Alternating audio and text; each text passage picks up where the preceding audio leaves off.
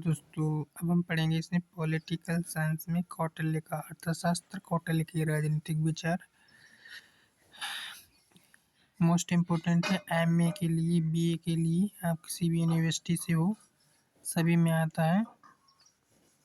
देखते हैं कौटिल्य का अर्थशास्त्र। इसमें कौटिल्य के विचार, अर्थशास्त्र का चित्र दिया है। अब देखते हैं यहाँ पे कौटिल्य के बारे में। प्राचीन भारत में राजशास्त्रियों में कौटिल्य का स्थान सबसे ऊंचा है और उसे शासन कला तथा कूटनीति का सबसे महान प्रतिपादक माना जाता है। कौटिल्य का अर्थशास्त्र एक ऐसा महत्वपूर्ण ग्रंथ है जिसका मुख्य विषय राजनीति है। सलेटोरी के अनुसार प्राचीन भारत की राजनीति विचारधाराओं में सबसे अधिक देन कौटिल्य की विचारधारा की है। कौटिल्य की राजनीतिक विचार। कौटिल्य का अर्थशास्त्र मूल रूप से राजनीति का ग्रंथ है। इसकी विषय वस्तु में जिन अन्य बातों को समाहित किया गया है वे सभी राजनीति से संबंध होने के कारण इसमें स्थान पा सकती है, जो राजनीति में स्थान पा सकती है। कौटिल्य के प्रमुख राजनीति विचार निम्नलिखित हैं। देखते हैं इसमें राजनीतिक विचार इस टॉपिक में। राज्य की उत्पत्ति। कौटिल्य ने राज्य की उत्पत्ति के संबंध में सामाजिक समझौते के सिद्धांतों को स्वीकार किया है। एक स्थान पर कौटिल्य का कथन है, राज्य के पूर्व समाज में मत्स्य न्याय का प्रभाव था। जिस प्रकार बड़ी मछली छोटी मछली को निगल जाती है, उसी प्रकार समाज के सबल पुरुष निर्बल पुरुषों के विनाश में हमेशा सक्रिय रहा करते थे। इस व्यवस्था से तंग आकर लोगों ने मनु को अपना राजा बनाया। ये लोग अपनी अन्न की उपज का 6वां भाग तथा व्यापार द्वारा प्राप्त धन का 10वां भाग कर के रूप में राज्य को देने लगे। मनु को राजा नियुक्त करते समय इन लोगों ने यह स्पष्ट कर दिया था कि वे लोग राजा को कर तब दें जबकि वह उनके क्षेत्र की समुचित व्यवस्था करे। इस प्रकार राज्य की उत्पत्ति एक सामाजिक समझौते का परिणाम थी। राज्य का स्वायत्त स्वरूप। कौटिल्य द्वारा वर्णित राज्य का स्वायत्त रूप कोई विदेशी आयात नहीं है, वरन शुद्ध रूप से भारतीय है।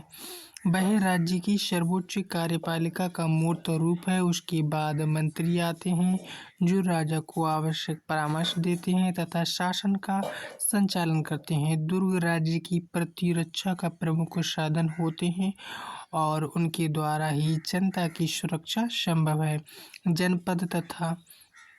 जनपद अथवा भूभाग राज्य के अस्तित्व का भौतिक आधार है। राज्य व जनता की सुख समृद्धि के लिए कोष का होना अत्यंत आवश्यक है। बिना दंड के राज्य में शांति और व्यवस्था संभव नहीं है। अंत में मित्र राज्य का होना भी राज्य के अस्तित्व एवं सुरक्षा के लिए आवश्यक है। राज्यों के प्रकार। कितने प्रकार के राज्य थे कौटिल्य के समय में? अर्थशास्त्र के अध्ययन से स्पष्ट है कि कौटिल्य राजतंत्र का एक पोषक था और वह समस्त भारत पर एक सशक्त और संपन्न राजा का शासन स्थापित करना चाहता था। उसकी मान्यता है कि राजतंत्र में राज्य शक्ति शक्तिशाली वर्ग के हाथ में रहती है और उपयुक्त अनुशासन द्वारा प्रजा में स्वामी शक्ति की स्थापना की जा सकती है। किंतु अर्थशास्त्र में अन्य प्रकार के राज्यों का उल्लेख भी मिलता है, क्योंकि उस काल में तथा उससे पूर्व भारत में ऐसे राज्यों का अस्तित्व था। अन्य प्रकार के राज्यों को दैवराज्य, वैराज्य तथा संघ राज्य कहा जाता था। राज्य का उद्देश्य। इसमें राज्य का उद्देश्य कौटिल्य द्वारा वर्णित राज्य केवल पुलिस राज्य न था, अर्थात राज्य केवल शांति व्यवस्था और सुरक्षा बनाए रखना ही अपना कार्य नहीं समझता था। राज्य का उद्देश्य व्यक्ति को उसके पूर्ण विकास में पूरी तरह से सहायता देना है। अच्छा राज्य स्वस्थ और सुदृढ़ अर्थव्यवस्था पर आधारित होता है। राज्य का भूभाग यानी राज्य का भूमि क्षेत्र इतना हो कि वह निवासियों की आवश्यकताओं की पूर्ति कर सके और उनकी शत्रुओं से भी रक्षा कर सके। कौटिल्य के अनुसार राज्य के कार्यों का क्षेत्र अत्यंत विस्तृत होना चाहिए। अच्छे राज्य का आधार सुदृढ़ अर्थव्यवस्था है जिससे उसके निवासी अपने जीवन के लक्ष्यों की प्राप्ति कर सकें। सप्तांग यानी कौटिल्य के शासन में सप्तांग क्या था? सप्तांग सिद्धांत प्राचीन भारत में राज्य के स्वायत्त रूप का उल्लेख मिलता है। उस समय के विद्वान राज्य को एक सजीव प्राणी मानते थे। प्राचीन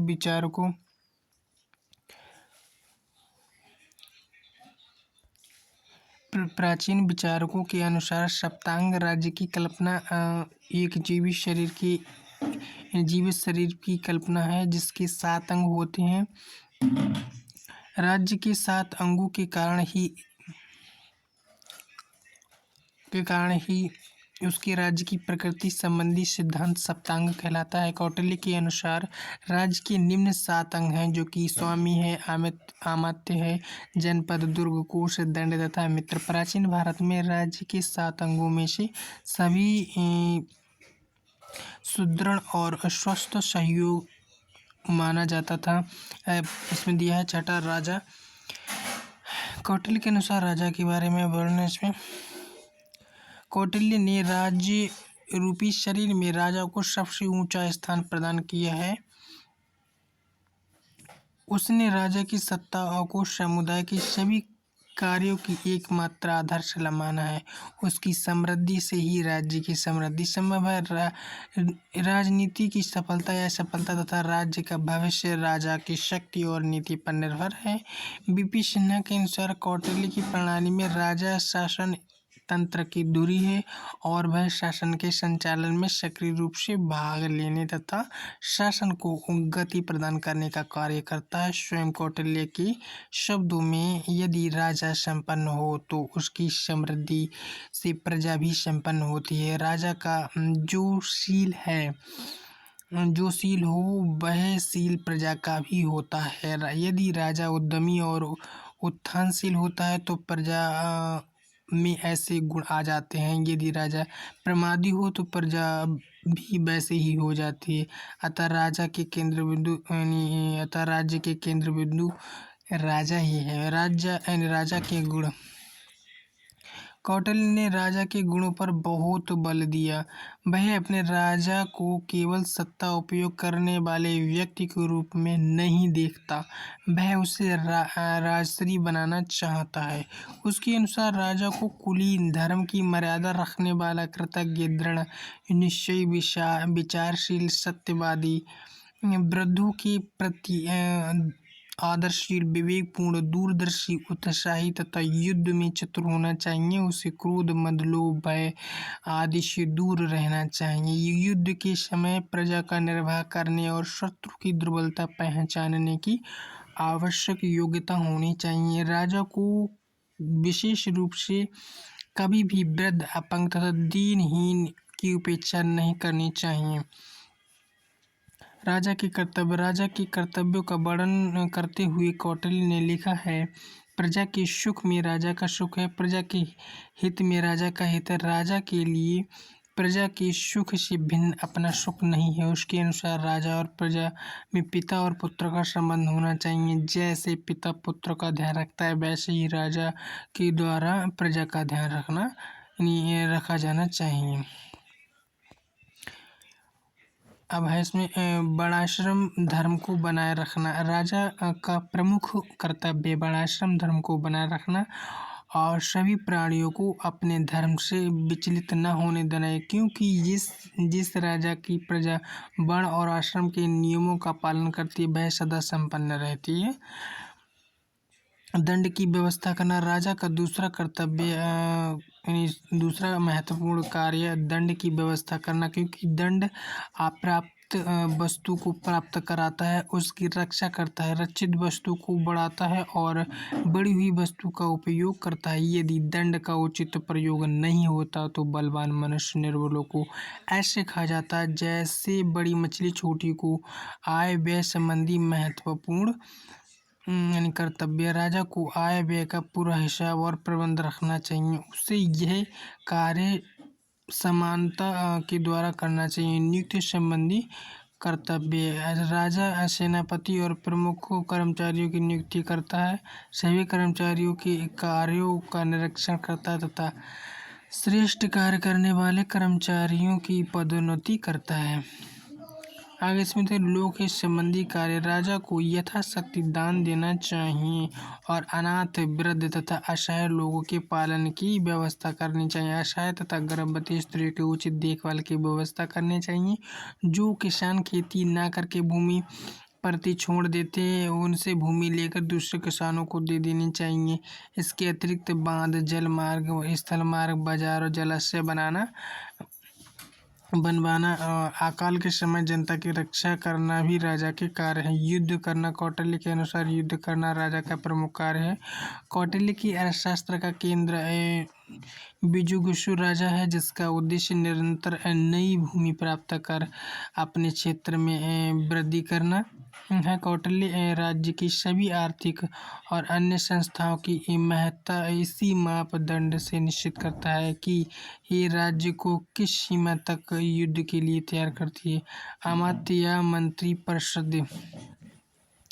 कौटिल्य के शासनकाल में अमात्य या मंत्री परिषद बोल सकते हैं। इसमें कौटिल्य ने अपने ग्रंथ अर्थशास्त्र में राजा के लिए मंत्री परिषद की आवश्यकता पर बहुत बल दिया। उसके अनुसार राज्य एक रथ है। जिस प्रकार रथ एक पहिए से नहीं चल सकता, उसी प्रकार मंत्रियों की सहायता के बिना अकेला राजा राज्य का संचालन नहीं कर सकता। अतः राजा के लिए यह सुचित है कि वह युग मंत्री रखे और उनसे परामर्श पर उचित ध्यान दे। कौटिल्य ने बल देते हुए कहा कि समस्त कार्यों का प्रारंभ मंत्रणा कर लेने के उपरांत ही होना चाहिए। राजा और मंत्रिपरिषद के आपसी संबंधों के विषय में कौटिल्य का विचार है कि राजा सामान्यतः मंत्रिपरिषद के आधार पर कार्य करे, किंतु मंत्रिपरिषद की मंत्रणा कार्य सिद्ध कर प्रतीत न होने पर राजा इस अपनी इच्छा अनुसार कार्य कर सकता है। राजनीतिक विचारक के रूप में कौटिल्य का महत्व। आचार्य कौटिल्य का प्रसिद्ध ग्रंथ अर्थशास्त्र उन्हें नीति शास्त्र, राजनीति शास्त्र, अर्थशास्त्र, वारशास्त्र का महान विद्वान सिद्ध करता। कौटिल्य महान देशभक्त व राष्ट्रवादी थे। वह भारत को एकता के सूत्र में बांधना चाहते थे तथा भारत को विश्व शक्ति के रूप में देखना चाहते थे। इसीलिए कौटिल्य को आधुनिक मैकियावेली कहा जाता है। राजनीतिक विचारधारक के रूप में कौटिल्य का महत्व निम्न शीर्षकों में व्यक्त किया जा सकता है। कौटिल्य के बारे में आगे देखते हैं। लोक कल्याणकारी राज्य। आज जिस लोक कल्याणकारी राज्य की बात की जाती है वह धारणा कौटिल्य की ही देन है। कौटिल्य राज्य को पुरुष राज्य के रूप में नहीं चाहते, वरन उन्होंने तो ये कहा प्रजा के सुख में ही राजा का सुख है। उन्होंने लोक कल्याणकारी राज्य के रूप में यानी राज्य के कार्य के कल्याणकारी राज्य के कार्य भी बताए हैं। चिकित्सालयों का निर्माण, अनाथों व दीन दुखियों की सहायता करना। धर्मनिरपेक्षता के जनक यानी अब देखते हैं कौटिल्य ने धर्मनिरपेक्षता के बारे में क्या कहा है।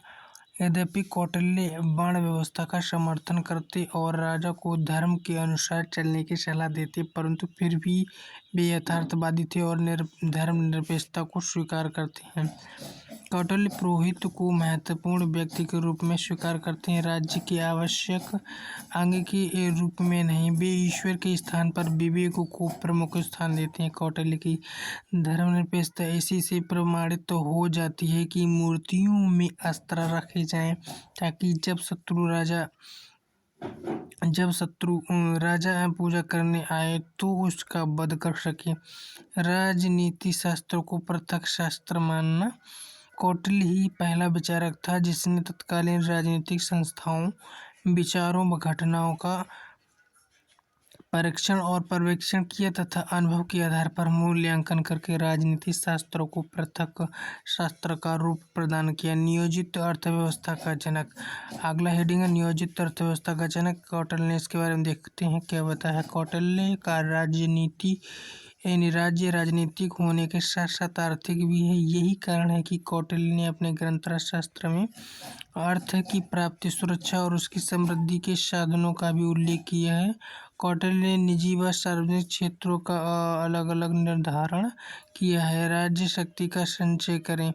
मैकियावेली की तरह कौटिल्य ने भी राज्य की शक्ति व सुरक्षा के लिए सभी प्रकार के साधनों का औचित्य सिद्ध किया है, फिर चाहे यह साधन नैतिक हो या अनैतिक। कौटिल्य कूटनीति का प्रयोग राज्य की उन्नति के लिए आवश्यक मानता है तथा राज्य का विस्तार भी चाहता है। धर्म और राजनीति का पृथक्करण। मैकियावेली की भांति कौटिल्य भी धार्मिक मर्यादाओं को राज्य के कार्यों में बाधक नहीं बनने देता। उन्होंने अपने ग्रंथ अर्थशास्त्र में लिखा है, चरित्र तथा लोकाचार का धर्म के साथ जिस विषय में विरोध हो वह धर्मशास्त्र को ही प्रमाण मानना चाहिए, यानी धर्मशास्त्र को ही प्रमाण मानना चाहिए। परंतु यदि कहीं धर्मशास्त्र का धर्मानुकूल राज्य के शासन के साथ विरोध हो तो वह राज्य के शासन को प्रमाण मानना चाहिए।